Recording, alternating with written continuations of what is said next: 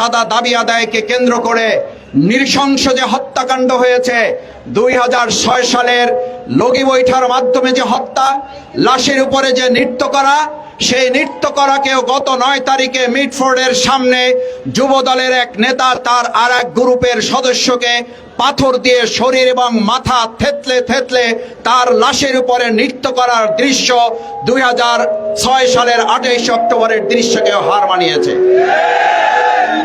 আপনি যে দলেরই সমর্থক হন, আপনার বিবেকের কাছে কোশ্চেন রাখবো, আপনি মিটফোর্ড এবং সলিমুল্লাহ মেডিকেলের সামনে হত্যাকাণ্ডের দৃশ্যটা 1 সেকেন্ড, 2 সেকেন্ড, 3 সেকেন্ড দেখার পর 5 সেকেন্ড আপনি ওটা দেখতে পারবেন না।